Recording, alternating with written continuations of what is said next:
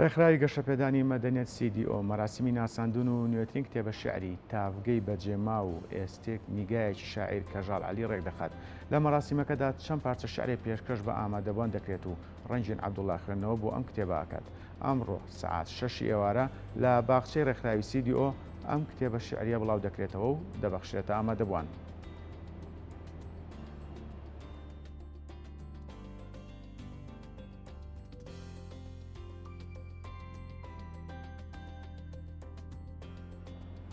بۆ قسەکردنی زیاتر لەسەر ئەم کتێبە شعریە میوانداری بەڕێز خات و کەژاڵ عەلیمان لە ستۆدیۆ کردووە. خات و کەژاڵ عەلی بەخێربێ. سپاس کاگاکەم گیان. زۆر سپاس. سپاس بۆم دەرفەتایە. خات و کەژاڵ بالەوە دەست پێ بکەین. ناونیشانەکەت سەرنجڕاکێشە. بەڵێ. هەڵبەت هەمومان کە ئێستا دێنە سەر کایی نووسین بیر دەکەینەوە لەوەی کە دۆخەکە بەگشتی مەناخەکە قەیراناویە وشکە سیاست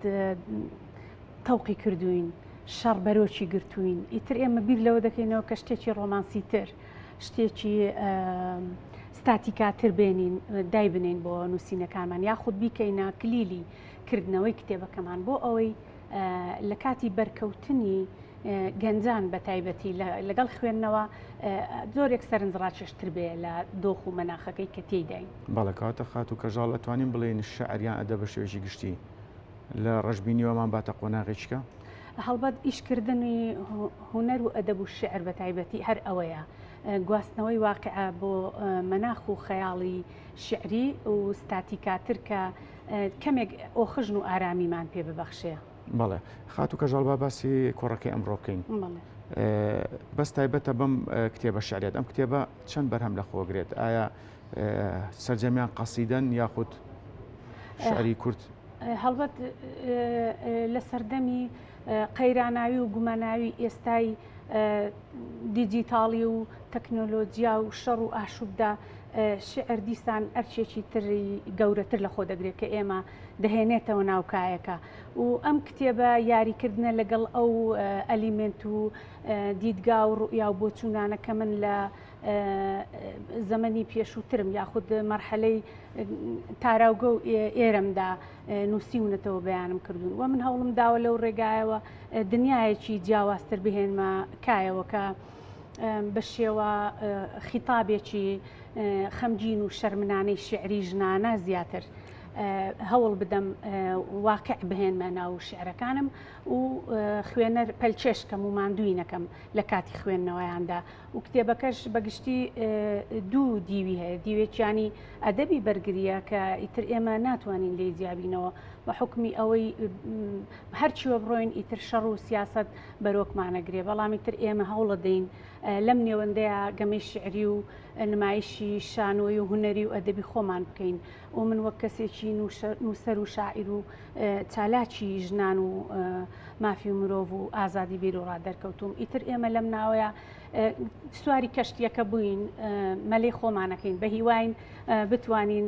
بگەینە کەنارێکی ئارام. بەڵێ خات و کەژاڵ تا چەند لە شعرەکانتە خەمی ژنان لە ئەستۆ گرتووە؟ هەڵبەت ژن بە حکمی ئەوەی خۆشم لە ڕەگەزیمەینە و ژنم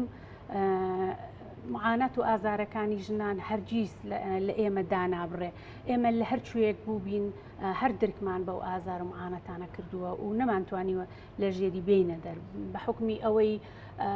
ڕەوشەکە تا بڵێ تا ئێستاش بۆ ژن نالەبارەوە ژن تا ئێستا بەهرەمەند نییە لە تەواوی ئازادیە کەسی و ڕەگەزی و شخصیەکانی خۆی بۆیە من هەمیشە هەوڵم داوە لە نووسینەکانیشمدا هەڵبەت کە من دەنووسم خۆم نیم بەڕاستی خۆم نیم ڕەنگە منی باڵا بم خۆم نەبم منی باڵا بم لەبەرەوە کاتێک کە تەواو دەبێت دەبینم من نەمتوانیوە لە معاناتەکانی ژنبوونی خۆم بێمە دەرەوە و لەو بوارەدا یاری تەواوی خۆمم کردووە. بەڵێ خات و کەژاڵ تۆزێ پێشەسا باسی تەکنەلۆجیات کرد پرسیارەکەم ئەوەیە تا ئێستاش ئەدەب ئەو بەرپرسیارەتە گەورەی لە ئەستۆیە هاوکات لەگەڵ پەرستنی تەکنەلۆژیا یاخود بڵاوبوونەوەی سۆشیال میدیا بە شێوەیەکی کارە ئەدەب ئەو بەرپرسیارەتە گەورەی لە ئەستۆ ماوە؟ ئەکید ئەگەر ئێمە بمانەوە باڵانسی ژیان ڕابگرین ترش و خوێ ژیان بکەین هەر دەبێ بگەڕینەوە بۆ ئەدەب هەر دەبێ بگەڕینەوە بۆ هونەر هەر دەبێ گەمەکانی خۆمان لەو بوارەدا پەرە پێ بدەین و یاریەکانی خۆمان بەردەوامی پێ بدەین هەمیشە ئەدەب وەکو دەریایەک لە نەوەستانە بووە لە ڕۆیشتنا بوو لە بینی میلەتانە بەبێ سنوور هاتوچۆی کردووە یعنی ئەگەر سنوورێکیش وڵاتەکانی لە یەکتر جیا کرد بێتەوە ئەدەب جیای نەکردوێتەوە وەکو ڕووبارێک لە بینی وڵاتانە دەورەی زیندەجی خۆی کردووە لە نێوان وڵاتەکانە بە حکمی ئەوەش کە ئەگەر تۆ سەیری چالاکی و نمایشە کولتوریەکان بکەی سەیرەکەی لە گشتیانە ئەدەب دەوریە بینێەوە ئەدەب ئەو نمایشە دووبارە دەکاتەوە لە نێوانیانە وە کۆیان نکاتەوە بێگومان ئەدەب ئەرچی زۆر گەورەترە لەوەی کە بەبێ ئەوەی هەستی پێ بکەین کە ئێمە بمانەوێ بەڵێ لە نووسینە یاخود بە دیاریکرای بڵین لە شعرا چێ ئیلان بەخشی خاتو کەژاڵە شاعری کلاسیشی یاخود شاعرانی هاوچەرخ ناوهێنان تۆزێک سەختە هەڵبەت هەموو کەس نمونەی باڵای هەیە بەڵێ وایە لە نێوان عەرەبەکانی شاوە لە نێوان کوردەکانی شا هەڵبەت کەسایەتی زۆر دیار هەیە بەڵام من بەگشتی ئەخوێنمەوە و ناچمە ژێر کاریگەری تاکە کەسێکەوە بەڵام لە ناو نووسینی شاعرە کوردەکانە قوبادی جەلیزادە زۆر سەرسامن بە نووسینەکانی ڕێز و سڵاوم بۆی هەیە لەگەڵ یا بەختیار عەلی و هەواڵانی تریش هاوڕێیانی تریش ئەکید خەڵکی زۆر بە ڕێزمان هەیە شاعری زۆر بەتوانامان هەیە بەڵام وەکو بزەبت وەکو ئیعجاب معجبم بە شێعرەکانی کاخوبات ئێمە هیوای سەرکەوتنت بۆ خوازین و خەرمان بەرەکەت خات و کەژاڵ عەلی نووسەر و شاعر سوپاس کاتی خۆت بێمە بەخشی سەرکەوتوبن لە خزمەتان.